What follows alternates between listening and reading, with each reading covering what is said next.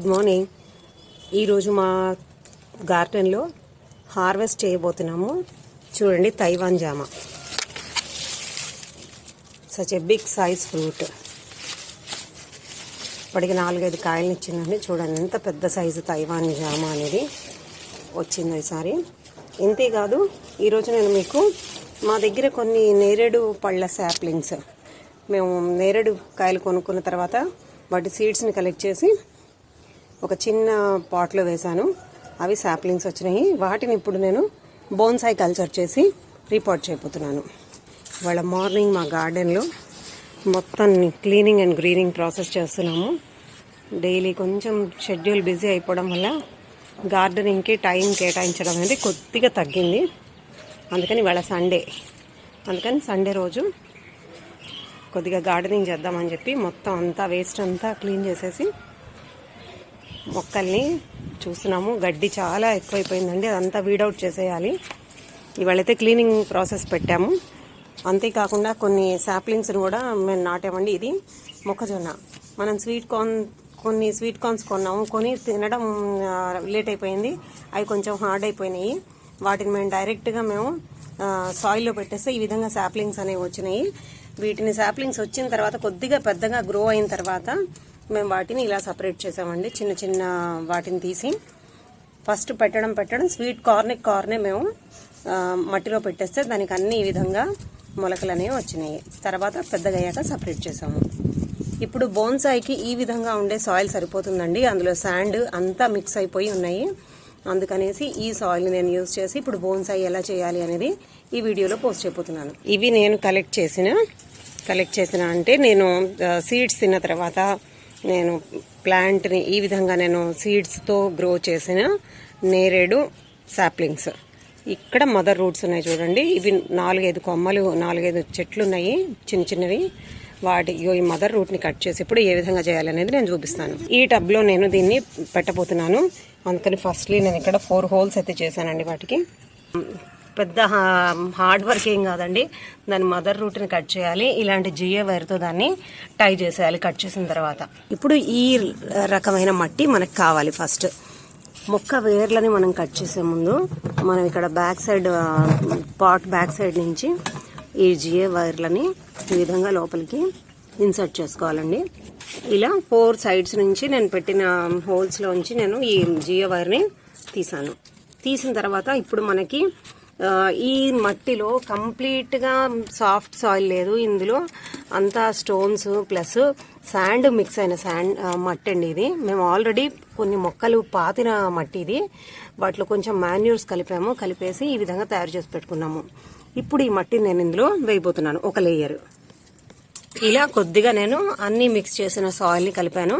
ఇప్పుడు రూట్స్ని ఎలా కట్ చేయాలి అనేది చూపిస్తాను.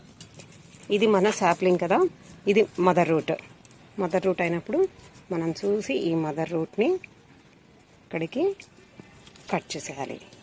కట్ చేసిన తర్వాత దీన్ని ఇప్పుడు ప్లాన్ చేస్తాను. ఇప్పుడు మదర్ రూట్స్ని కట్ చేసేసిన తర్వాత ఈ జిఏ వైర్లని మనం దాన్ని ఎటు కదలకుండా, పాపం దానికి సపోర్ట్ ఇచ్చేదే మదర్ రూట్ అండి.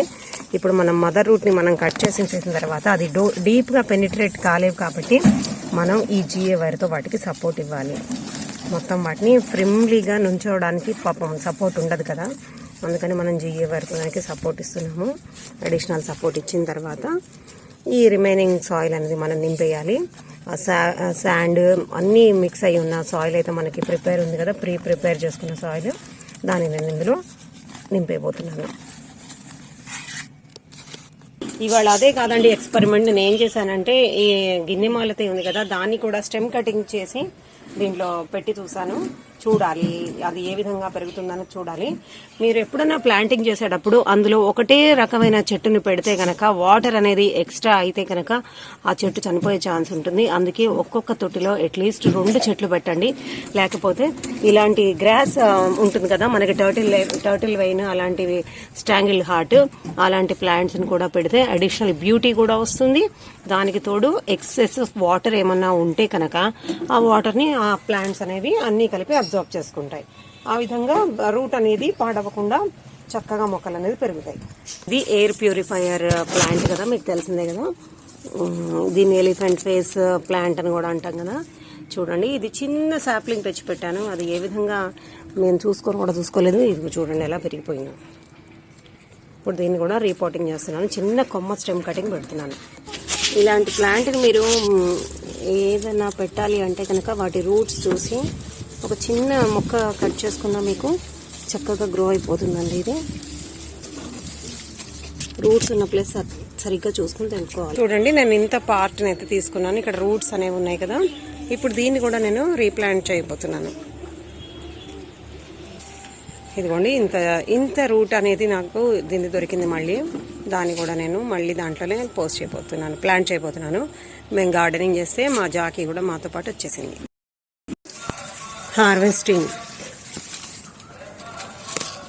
హార్వెస్టింగ్ దిస్ తైవాన్ జామ చాలా స్ట్రాంగ్ ఉంది. ఎస్, సి ఎంత పెద్ద సైజులో మన తైవాన్ జామ ఈజ్ రెడీ టు ఈట్. చిన్ని ప్లాంట్ అండి, బుజ్జి ప్లాంట్కి ఇప్పటికి 3-4 కాయలు అయితే వచ్చినాయి. ఇవాళ మార్నింగ్ 7 o'clock వచ్చి మేము వర్క్ స్టార్ట్ చేస్తే ఇప్పుడు నియర్లీ 11 అవుతుంది. 11 దాకా గార్డెన్లోని అన్ని వర్క్స్ చేసుకుంటూ ఇవాళ మా టైం అనేది, సండే అనేది ఇవాళ ఇలా కంప్లీట్ అయిపోయింది.